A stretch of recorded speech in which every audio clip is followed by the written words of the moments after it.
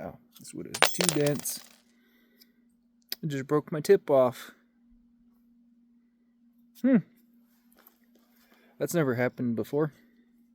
YouTubers. I was in the middle of making a shrink pot, and this happened. Broke the tip off. So I figured we'll take this as an opportunity to show you how to do the sharpening on your Scandi ground knife. I'll go over some things that I believe I was struggling with, why I had trouble sharpening Scandi ground knives in the past. So if you're struggling with this, or you are used to struggle with this, you have problems with this might be helpful to you. And then we're also going to repair the tip. And we have a couple options we can do with that. So it's going to be a sharpening and repair video, essentially, for the Mora 106. And this would apply for any Scandi ground knife, or any knife for that matter that has a broken tip. So we're sharpening it anyway, because if I drop it, we're sharpening it anyway, right? Boom. All right, let's do this. So we're going to let these stones soak for 15 or 20 minutes. I'm using these Norton water stones because they go up to 8,000 grit and start at 220. And that's the biggest range I have for sharpening stones. And I like my Scandi ground knives to have a high polish. I have no science to back this up or anything, but it's my philosophy for cutting wood. The higher the polish, the better. And that's just a feeling I have. I have nothing to back that up. And another thing you want to do is make sure that your stones are flat. This is another thing I don't have evidence to back up. I know a lot of people who sharpen and don't flatten their stones and get razor sharp edges. And you know, I'm not as worried about it on V grinds and convex grinds, and you know, but it's my thought that this has such a large flat bevel that if your stones are, the flatter your stones, the more, you know, flat surface area is making contact with the stone, the better for a Scandi ground knife. And like I said, I have no science to back that up. It's just a feeling I have. It's just how I do it. So these stones are fairly flat. I just flattened them not too long ago, a couple uses ago, so it's good enough for me. And we'll get after it. So the options we have here, of course, is you can always just leave it. Live with it. It's like a safety tip or something. So another option we can do is we can grind the back to meet the front, which would give us a stronger tip. Or we can sharpen, just grind and sharpen this until we hit that spot on the front. There isn't, it's not a very big break. So I might go that route. I haven't really decided yet. If you decide to grind it from the back, you will have a sturdier tip and it'll be quicker and easier. I've done that on a knife before. I'll go ahead and grab it and show you that knife real quick that I did that to. And what I did was I ground down the back of it. And as you can see, it just has a slight drop here. And now this tip is very durable. And you still got a nice pointy tip to work with.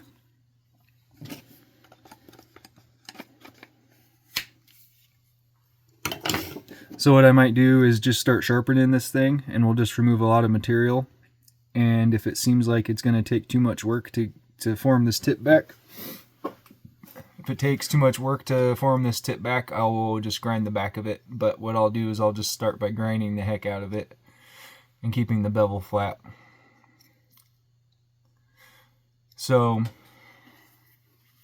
we're going to start off with this Norton 220 grit. So when I first got my first Scandi ground knife. I bought it with a strop, and I was able to strop that knife and keep the knife sharp for so long that I never sharpened that thing. I didn't sharpen it for years. I did a lot of camping, did some bushcraft, and I was able to keep stropping it back to life. And then when I went to sharpen it, I felt like I wasn't getting to the apex of the cutting edge.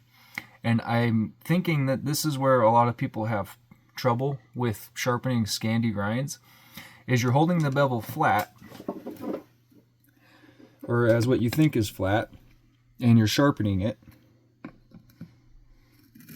but you're not getting any results. And what I think is happening to a lot of people, so once this edge is convexed or has a good size secondary bevel or micro bevel on it, it's going to take a lot more grinding to get this perfectly flat again.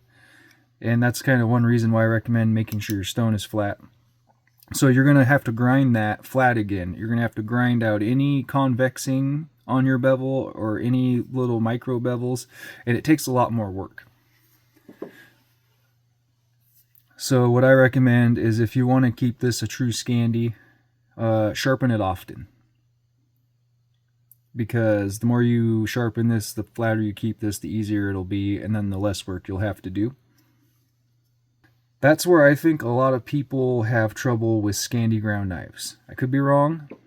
I think that's where I was failing at, is I just had to grind a lot more material off because of my edge convexing. And so I thought I wasn't getting any progress, and I wasn't patient, and then I would start tilting the knife at different angles, and then essentially by doing that you're creating a secondary bevel or convexing the edge even more. So we're going to hold this perfectly flat. You want this bevel to be flat on the stone, and you just want to, you can pull, push, whatever you want to do. I like to pull personally.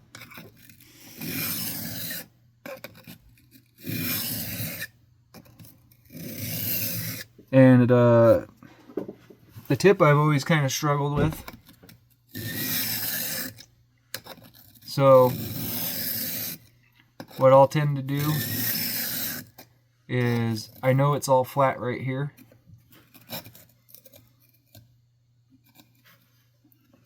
So I'll just grind it, and then I will get this tip flat separately.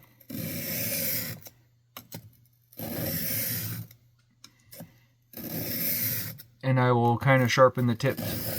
And if you do that, you can now get your tip on a different part of the stone that isn't seeing as much action, instead of just grinding your stone all in the same spot. So it kind of breaks up the use on your stone a little bit. And since we're working on a tip here too, by going towards the tip, we're kind of helping reform that tip. So this is essentially going to take a lot of grinding, because we got to reform this tip and take out any convexing that might have happened with this knife, because I haven't sharpened this in a long time and I've stropped it quite a bit. Passes on this side, and then I'll flip it and do the same amount of passes on that side, and I'm going to do that until my tip comes back. If I end up doing this for like 5 or 10, maybe 10 minutes, and it doesn't look like I'm making any progress on the tip, I'm going to change what I'm going to do, and I'm going to grind the back to meet the tip, because I don't have time for that. But we'll see what the progress looks like on doing it on this first method. So I'm going to do a lot of the work with this 220 grit stone, and the sound it creates is absolutely terrible. and no one's probably going to want to listen to it. So I'll probably speed this part up and show you in between anything that I need to show you. So you're not having to sit here and listen to this terrible noise. Another thing you can do, like with this knife in particular, is come back and just realign that tip flat on the stone. You kind of have to raise the handle a tiny bit. You can take a marker and color this bevel in. Color this whole entire bevel with the black marker, and then as you grind it, you can see where the material is getting removed.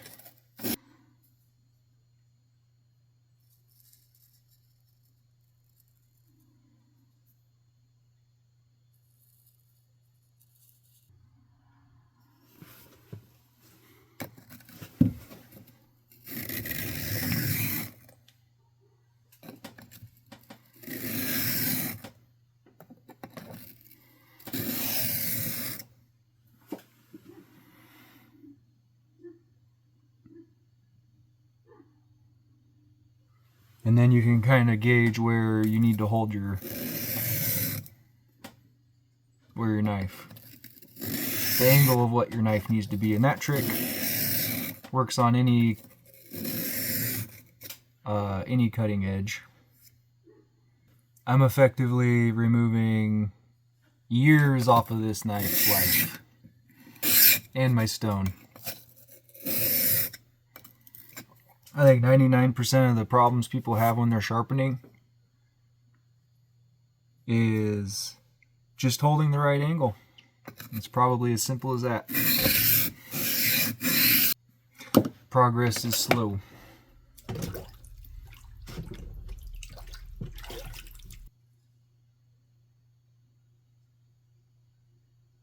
She's coming back a little bit.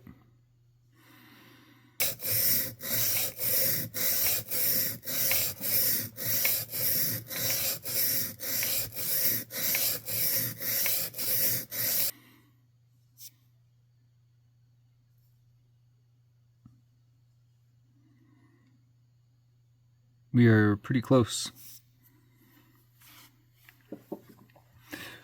The timer on my camera phone says 25 minutes about. Well, I'm so close now that it'd be silly not to finish this thing.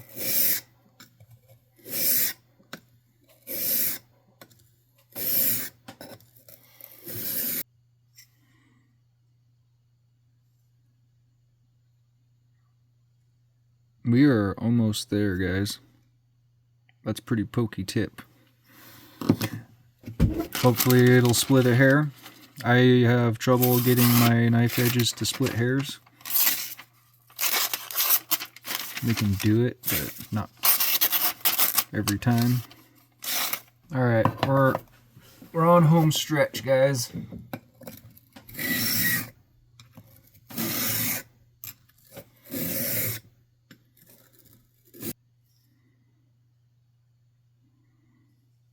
Alrighty, guys.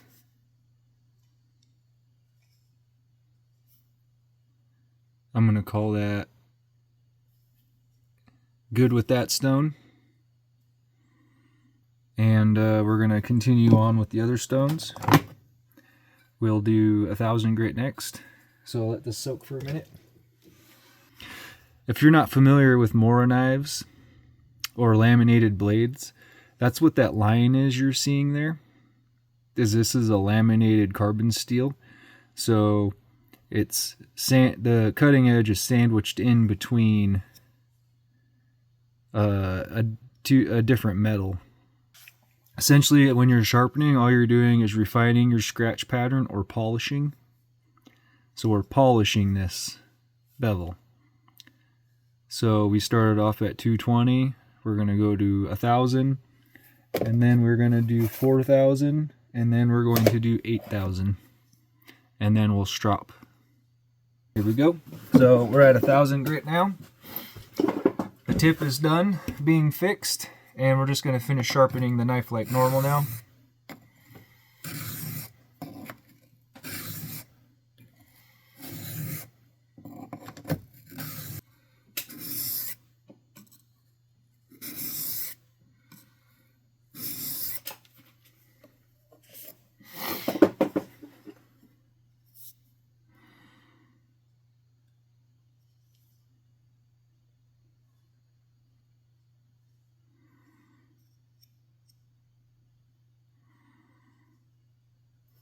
.400 grit, or 4,000 grit, and then 8,000.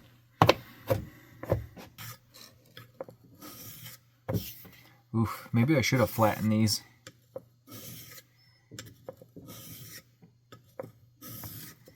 Definitely getting some sort of bumps.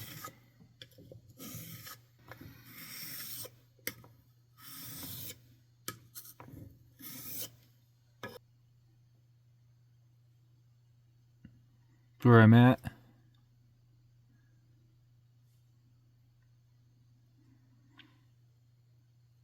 I've been this over an hour now. But we're gonna do the 8,000 grit. Alrighty guys, last stone, and then we'll strop. I managed to nip 2 of my fingers tips. Just shaved a tiny bit of skin off.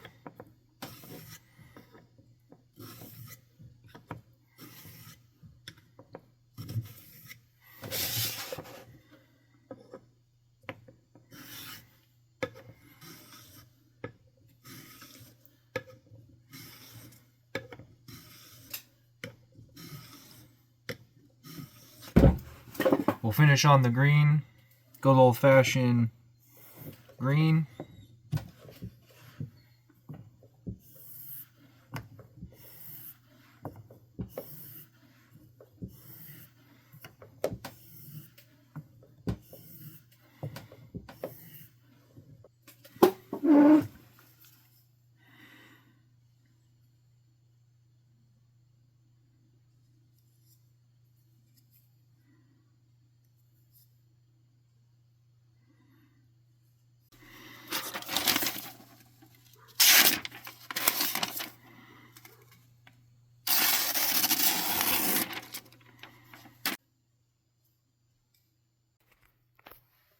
Alrighty guys, so that's going to wrap it up.